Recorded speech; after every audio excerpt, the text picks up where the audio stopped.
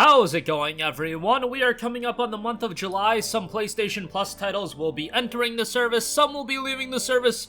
A lot of games to pick from as far as what to play, and July is actually a quieter month for new game releases, so now's an opportunity to play some new titles, some games from yesteryear that you might want to check out. And with so many games leaving the service, some major ones, it would be a good idea to play some of those from the catalog. Want to highlight 10 titles that I would recommend you to play. Let's get started off with the new essential games for the month. Alan Wake Remastered off the top. Highly recommend you to play this. We're coming up on the release of Alan Wake 2 in October. Alan Wake Remastered, fairly short game. You can complete the main story in like 8 to 9 hours. And then there is a couple of DLC packs that will add some content. Alan Wake absolutely does show its age a little bit, but mechanically the game is fine. It's still serviceable as a third-person title, but you're getting into this game for the atmosphere, the narrative. Those elements are incredibly strong with Alan Wake, and that should hold true in Alan Wake 2 as well. Very much excited for that game, but as an essential subscriber at the very least, you'll get Alan Wake Remastered, and that's great, and definitely one to check out.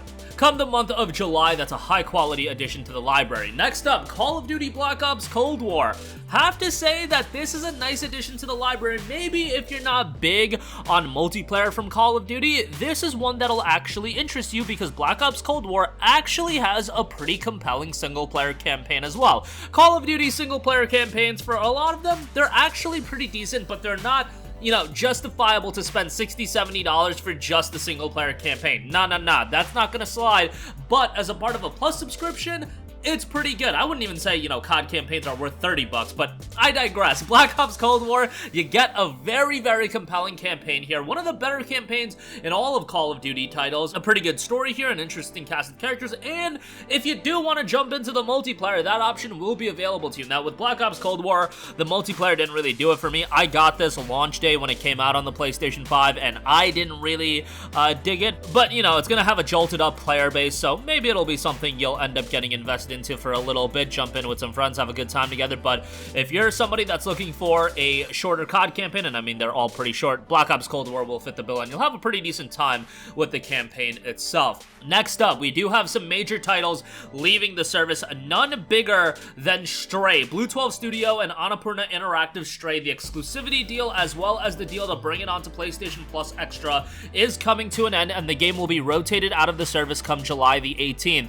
This was one of the games that really drew a lot of people into PlayStation Plus Extra from the get-go. When Extra launched, this was really the big selling game, and surprisingly, I don't think Annapurna Interactive knew right away that this was going to be a colossal release, but leading up to the release of this game, when you just looked at the social media numbers this game was pulling, it was staggering, and Sony really lucked out at getting that deal done, bringing it to Plus Extra, but the game will be leaving the service, and I believe it will also be launching on Xbox here later in July. But the thing is, this is a shorter game. You can complete it rather quickly, jump on it immediately because Stray is an awesome game. You've got a great setting, an atmospheric setting at that. It's not like an action game or anything like that, more focused on the exploration and just getting immersed into the world, but Stray's a high quality game that I strongly recommend you to play, and it's a game that still holds up in price. Like, if you want to buy the game, good luck at getting a deep discount. You might get a 20% off discount, but really nothing more than that, so definitely recommend you to jump on that as soon as possible. Next up, we do have some titles leaving PlayStation Plus Premium. Would highly recommend you to check out the BioShock trilogy, BioShock 1, 2, and Infinite. All of those games are rather short, so you can jump through them. Remember that these are on Plus Premium, not Plus Extra, so just bear that in mind. BioShock 1 is an excellent game. BioShock 2 is pretty good as well, not as good as BioShock 1, and Infinite is actually my favorite across the entire franchise. That's a little bit of a controversial opinion. I know most people like BioShock 1 the best, but I loved BioShock Infinite from a setting standpoint. I thought it was great. Narratively, all three games are really strong. Gameplay, all three games are pretty good. And they are a little bit on the shorter side, so you can go through all of the games rather quickly. Again, BioShock Collection is leaving the service come July 18th, so you'll want to jump on that as soon as possible. Next up, also leaving Plus Premium. Now, I'm kind of inclined not to give this as strong of a recommendation, but I still want to give it a recommendation. It's Borderlands The Handsome Collection. Look, there's going to be very few of of you that can go through all of the content in Borderlands The Handsome Collection come July 18th. Can you? I mean, maybe if you really sit down, but at the very least, play through Borderlands 2's main campaign. I think you'll have a great time with that, and if you rush through it, you can beat it relatively quickly, but at least play through it. It's a great game, and Borderlands is worthwhile playing solo. I think you'll have a really solid time with Borderlands 2, and if you have friends that are Plus Premium subscribers, you know, maybe go for a co-op run as well ahead of its removal on July 18th. So those are all of the titles that are either getting added to Plus or being pulled from Plus. Alan Wake and COD, the games that are getting added early next month, and then Stray, BioShock Collection, and Borderlands all leaving the catalog July 18th. I would play all of those titles. Now let's get into some games that have been in the service. Just Cause 4 Reloaded, want to start off with that. Now, Just Cause 4, most people will consider to be the weakest game in the franchise, especially at launch. However, the game did get a plethora of updates from Avalanche, and what you're getting right now, still, I wouldn't say is as good as Just Cause 3, but it's a fun, chaotic, open-world game. I mean, Just Cause isn't the kind of game that, narratively, it's gonna hit you, and you're gonna be emotionally immersed into Just Cause. That's just not gonna happen, but can you have some chaotic fun in an open world? Absolutely, and it's no nonsense. If you just get home from a long day at work and you want to chill out and just play a game that's mayhem at its finest, Just Cause is always going to offer you that. And with Reloaded, you do have a good bit of content and, you know, mayhem to be had. So certainly at some point I would give this a look. Next up, Killzone Shadowfall is a game that I'm actually going to mention. Now, Killzone Shadowfall is not as good as Killzone 2 or 3. This was a PlayStation 4 launch title, but I have to say, from a campaign standpoint, Shadowfall's actually a pretty good game. The story was pretty good, and visually speaking, this game still holds up really, really well. This was really the game that launched with the PS4 to show what the PS4 could do from a technical standpoint, and man, did it ever. It's a visual delight from that standpoint. Unfortunately, the multiplayer was lackluster, and that's why, you know, a lot of people are gonna play the multiplayer title, but nevertheless, Killzone Shadowfall, it's not a game that was worth $60, but I think from a campaign standpoint, you can have some fun with that. Next up, Tomb Raider 2013. If you're one of the few people that haven't played this yet, I mean, jump on it. Rise of the Tomb Raider and SOTR are both on PlayStation Plus Extra as well, but I would play the game sequentially, and starting with Tomb Raider 2013 makes a lot of sense. Not a super lengthy game either. You can complete it in 7 to 8 hours if you rush through it. There are some optional tombs and things like that, but for the most part, a really solid game, and they build upon it with ROTR and SOTR, although SOTR falters from a narrative standpoint, but still a decent game, all things considered. Next up, Valiant Hearts: The Great War. Man, one of the most unique games that Ubisoft has ever put out, an emotional war story that is a 2D title. It's got some great animation and great art direction. It's a bit difficult to describe what exactly the game is because it's so unique, but it's a mix of a variety of different genres. You'll have a bit of exploration, you'll have some puzzles here and there, but narratively and emotionally, that's where the game really shines. And, you know, it's a game that is so unsung that it's on Plus Extra. You should give it a playthrough at some point. Speaking of Ubisoft, I'll give a shout out to Watch Dogs 2.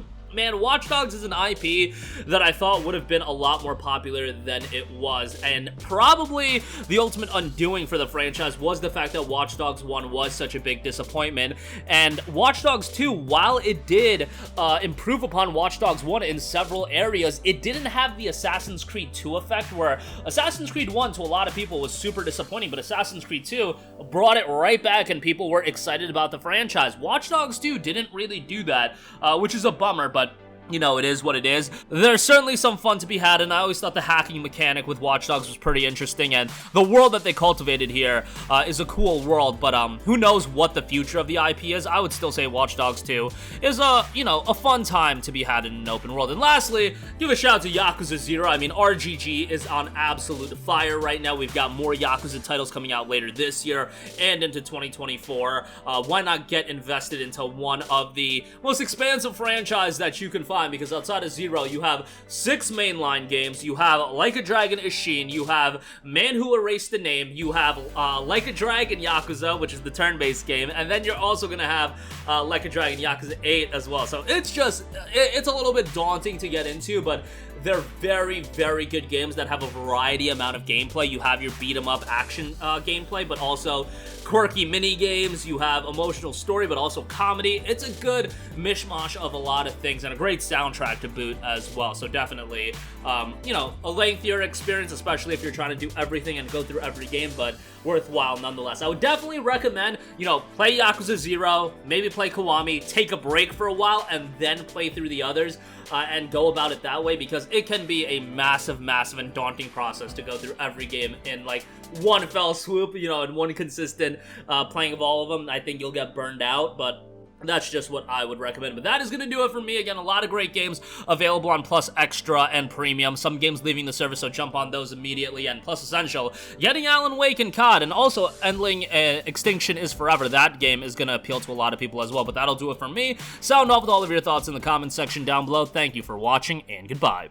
Hey guys, we hope you enjoyed the video, and if you did, make sure to hit the subscribe button, and if you're already subscribed, do us a favor and hit the bell icon. This way you'll be notified whenever we post a new video. That's the best way to keep up with all of our uploads, and we usually try to upload 2 videos a day. And with the bell icon hit, you'll be notified whenever we do upload a video. As always, thanks for watching.